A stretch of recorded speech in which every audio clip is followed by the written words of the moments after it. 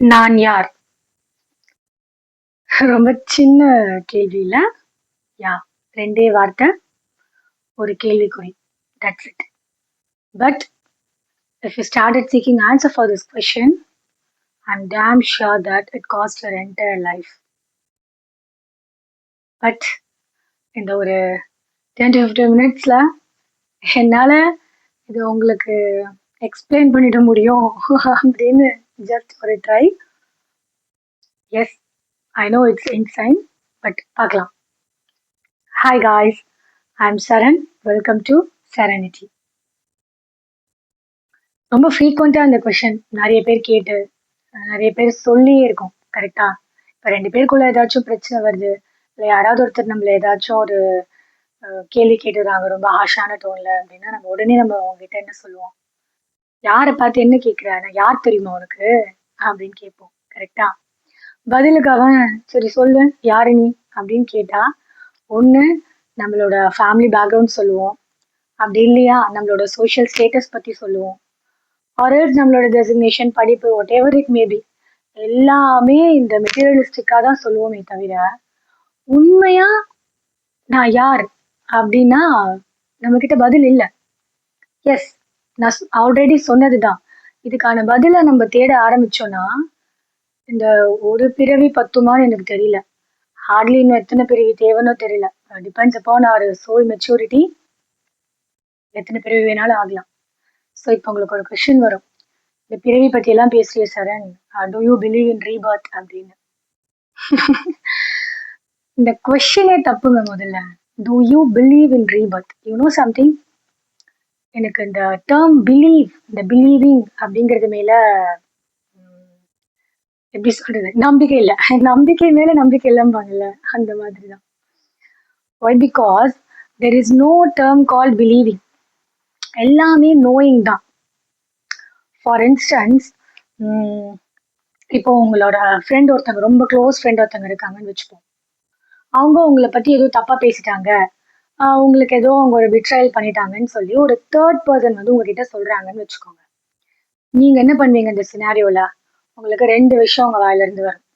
ஒண்ணு, இல்ல இல்ல எனக்கு நம்பிக்கை இருக்கு, அவன் என்னை பத்தி அப்படி பேசியிருக்க மாட்டான் அப்படின்னு சொல்வீங்க.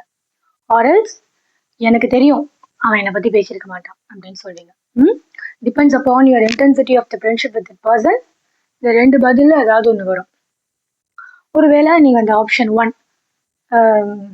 எனக்கு நம்பிக்கை இருக்கு அவன் அப்படி பேசியிருக்க மாட்டான் அப்படின்னா நீங்களே அதுக்கு ஒரு ப்ராபபிலிட்டி கொடுக்குறீங்கல்ல, உங்க நம்பிக்கையை உடைச்சு அவங்க அப்படி பேசுறதுக்கும் சான்ஸ் இருக்குன்னு. இதேதாங்க அப்படியே எல்லாத்துலயுமே அப்ளை ஆகும். ஃபார் எக்ஸாம்பிள், இப்போ நம்ம சொல்றோம்ல, நான் ஆன்மீகம் பழகுறேன், நான் ஒரு spiritual person, I'm seeking spiritually அப்படின்லாம் சொல்றோம்ல, இது எல்லாத்துக்குமே ஃபவுண்டேஷன் என்னன்னா டு நோ. அப்படிதான் உலகத்துல இருக்க எல்லா விடயமே 2த்துக்குள்ளதாங்க வரும். ஒன்று ஐ நோ, இன்னொன்று ஐ டோன்ட் நோ. இந்த I believe, I think, I hope, இது எல்லாமே சும்மா வேஸ்ட். அதெல்லாம் இது கிட்டவே வராது. Truth is the ultimate authority. If you started practising spiritually, அதோட நீங்க ஃபர்ஸ்ட் கத்துக்க வேண்டிய விஷயம் என்னன்னா, நீங்க ரொம்ப பிளைண்டா இந்த விஷயத்துக்குள்ள போறீங்க. கரெக்டா? Do you believe in god அப்படின்னு கூட கேட்பாங்க. அது இந்த கொஸ்டின் இட் செல்ஃப் அதுவே ராங் தான். முதல்ல காட் எப்படிங்க இந்த நம்பிக்கைக்குள்ளெல்லாம் வருவாரு? நம்பி ஒரு ஒரு விஷயத்த வந்து செஞ்சிட முடியுமா? இப்ப உலகத்துல ஆக சிறந்த மனிதர்கள்னு நம்ம பேசுற எல்லாருமே கடவுள் நம்பிக்கை இருக்கவங்கன்னு நினைச்சிட்டு இருக்கீங்களா? சொல்லுங்க. என்னைக்காவது ரமணர் சொல்லியிருக்காரா நான் நம்புறேன் அண்ணாமலையார் இருக்காரு அப்படின்னு? யோசிச்சு பாருங்க. கிடையாது. எல்லாருமே இறைவனை உணர்ந்து ஆமாம் அப்படின்னு ஐயம் அரவு இல்லாம தெளிஞ்சு ஐ நோ அப்படிங்கிற ஸ்டாண்ட் எடுத்தவங்க. Yes. So I know, I don't know, அவ்வளவுதான். இந்த நிமிஷம் இந்த வீடியோ பார்த்துட்டு இருக்கீங்க அப்படின்னா நீங்களே இந்த கொஸ்டின் உங்களை கேட்டு பாருங்களேன். நீங்களும் ஒரு கோவில் போற, ஒரு கோவில் விச் மீன்ஸ் சுவாமி எல்லாம் வந்து பிரார்த்தனை பண்ற கேட்டகரியில தான் இருக்கீங்கன்னா, ask this questions to your self that. நம்ம பேசிக்கா எப்படி சொல்லுவோம்? இல்ல இல்ல எனக்கு கடவுள் நம்பிக்கை இருக்கு அப்படிம்போம். அது சென்ஸே இல்லை. Doesn't make any sense. எனக்கு தெரியும் கடவுள் இருக்கார், அவ்வளவுதான். எனக்கு தெரியாது. தெரியாது அப்படிங்கிற விஷயம் உங்களுக்கு கிளியரா இருந்தாலே நீங்க இந்த தேடல் இருக்கு பாருங்க, அந்த லாங் வே, அதுல நீங்க ஆட்டோமேட்டிக்கா அடைஞ்சிருவீங்க இறைவனை. எஸ். ஸோ இது உங்களுக்கு கிளியர் ஆயிடுச்சா? இப்போ ஒரே விஷயம் தான், ஐ நோ ஐ டோன்ட் நோ, இவ்வளவுதான். இப்போ டாபிக் பார்க்கலாம். ஹூ ஆம் ஐ? நிறைய பேர் இந்த டாபிக் பத்தி டிஸ்கஸ் பண்ணியிருக்காங்க. எஸ், நம்மளோட இன்னர் தாட்ஸை நம்ம எப்படி கண்ட்ரோல் பண்ணணும் அப்படின்னு நம்ம கத்துக்கணும்னாவே நாம யாருன்னு நம்மளுக்கு முதல்ல தெரியணும். கரெக்டா?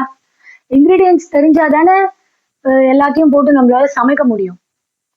அந்த மாதிரி நம்மளோட தாட்ஸை நம்ம கண்ட்ரோல் பண்ணணும், நம்மளே நம்ம புரிஞ்சுக்கணும் அப்படின்னாலே நம்ம யாருன்னு முதல்ல தெரியணும். ஓகே, இதுல பேசிக்கா எல்லாருமே திங்க் பண்ற விஷயம் ஒண்ணு உடம்பு, இன்னொன்னு நம்மளோட மனசு. கரெக்டா? இந்த உடம்பு தான் நான். என்ன நான் பாக்குறேன், நான் என்னால தொட முடியுது, எனக்கு அடிச்சா வலிக்குது, நான் சாப்பிடுறேன், தண்ணி குடிக்கிறேன், தூங்குறேன். இந்த உடம்பு தான் நான் அப்படின்னு நினைக்கிற கேட்டகரி ஒண்ணு. இல்ல இந்த உடம்பு ஒரு நாள் அழிஞ்சு போயிடும், நம்மளும் கண்டிப்பா ஒரு நாள் வந்து இந்த மண்ணுக்குள்ள போயிடுவோம். ஸோ நம்மளோட இந்த மைண்ட், மனசுதான், இந்த ஆன்மா தான் நான் அப்படிங்கிற மாதிரி கேட்டகரி இன்னொருத்தங்க. பட் இதுல உண்மை என்ன அப்படின்னா, இந்த ரெண்டுமே நம்ம இல்லைங்கிறது தான்.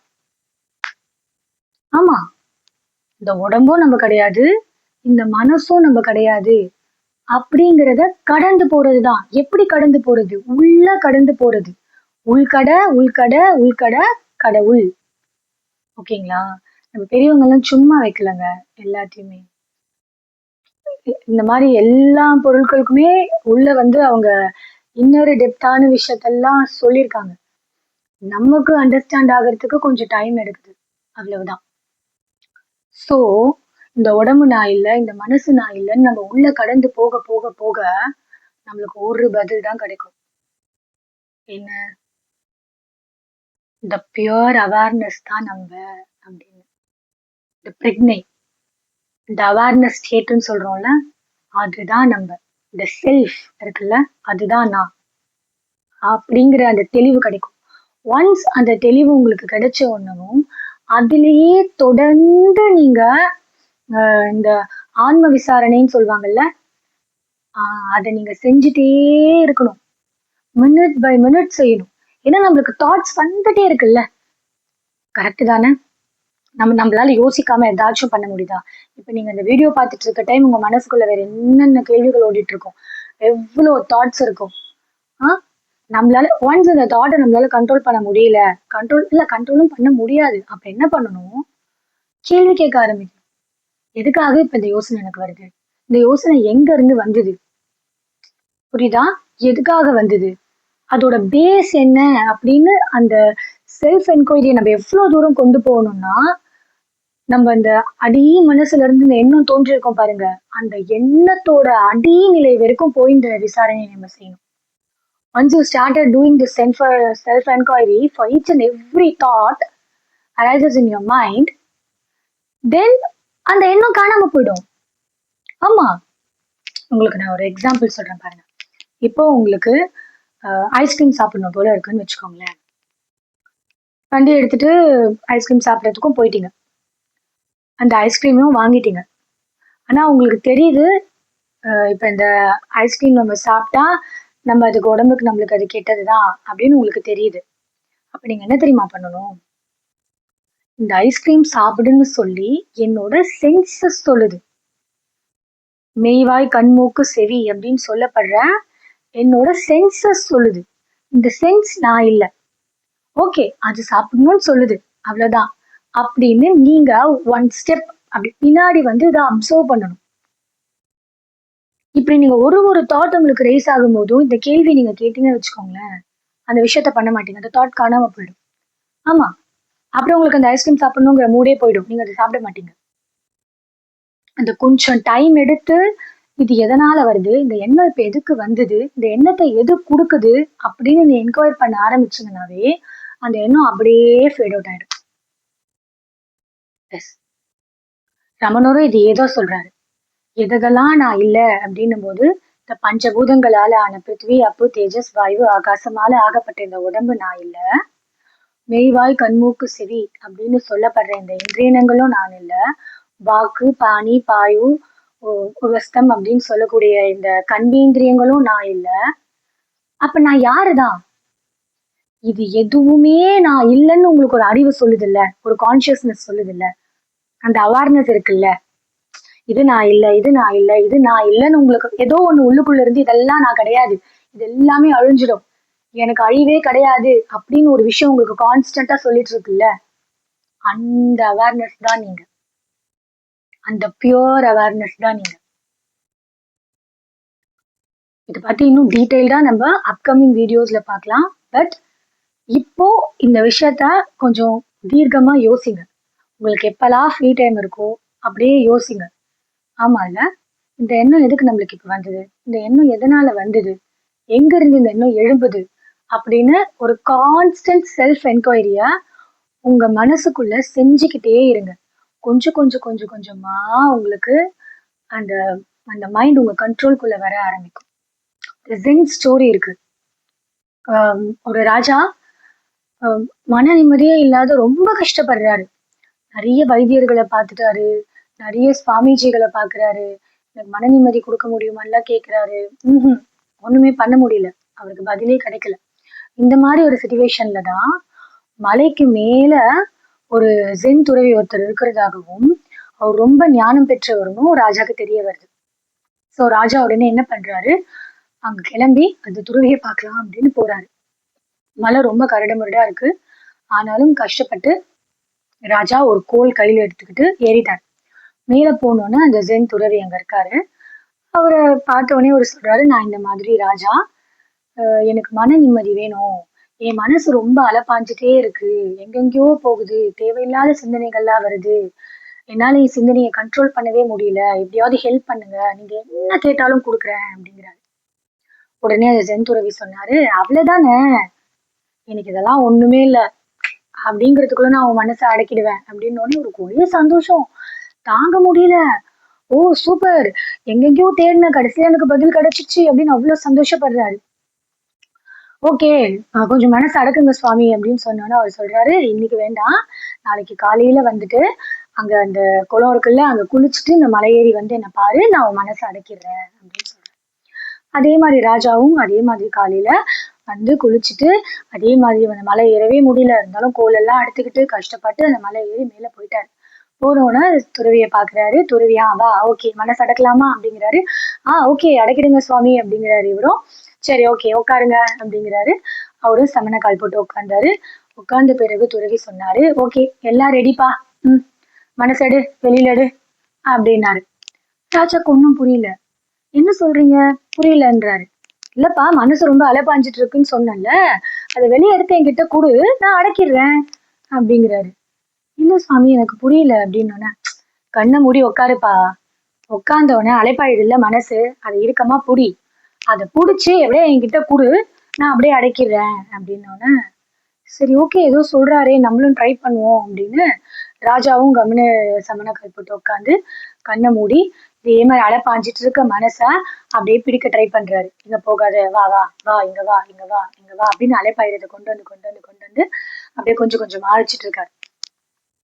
இப்படியே பண்ண பண்ண பண்ண பண்ண அவருக்கு என்ன ஆயிடுச்சு, ஒரு மணி நேரம், 2 மணி நேரம், 3 மணி நேரம் அப்படியே போக போக போக அவ்வளவுதான், மனசு அப்படியே அமைதியாக ஆரம்பிச்சிருச்சு. எவ்வளவு மணி நாள் அவர் அங்க உட்கார்ந்தாருன்னே தெரியல. அப்படியே மணிக்கணக்கா அதே தபஸ் மாதிரி அங்க அப்படியே உட்கார்ந்துருக்காரு, ஆணி அடிச்ச மாதிரி. ரொம்ப நாளைக்கு அப்புறமா துறவியே அவரை தட்டி எழுப்பினாராம். என்னப்பா, அடக்கிறதுக்கு டைம் ஆறுது, ரொம்ப நாள் வெயிட் பண்ணிட்டு இருக்கேன், இன்னும் நீ உன் மனசை கொடுக்கலையே அப்படின்னு கேட்கிறப்போ ராஜா சொன்னாரா, ரொம்ப நன்றி சுவாமி, என் மனசை நானே அடக்கிட்டேன் அப்படின்னு சொன்னாராம். ஸோ நம்ம மைண்டை நம்ம கண்ட்ரோல் பண்ணணும் அப்படின்னா நம்ம தாட்ஸை நம்ம முதல்ல கண்ட்ரோல் பண்ணணும். நம்ம தாட்ஸை கண்ட்ரோல் பண்ணணும்னா ஆஸ் ஐ செட் பிஃபோர், நாம யாருன்னு நம்மளுக்கு தெரியணும். ஆஸ் ரமணர் செட், நாம ஒரு பியூர் அவேர்னஸ். கரெக்டா, இது எதுவுமே நான் இல்லைன்னு சொல்ற அந்த அறிவு தான் நம்ம அப்படின்னு நம்மளுக்கு தெரியுது இல்ல.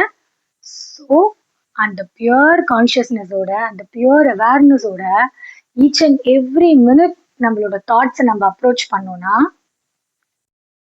தானா மனசு அடங்கிடும். அவ்வளவுதான். சிம்பிள். ட்ரை பண்ணி பாருங்க.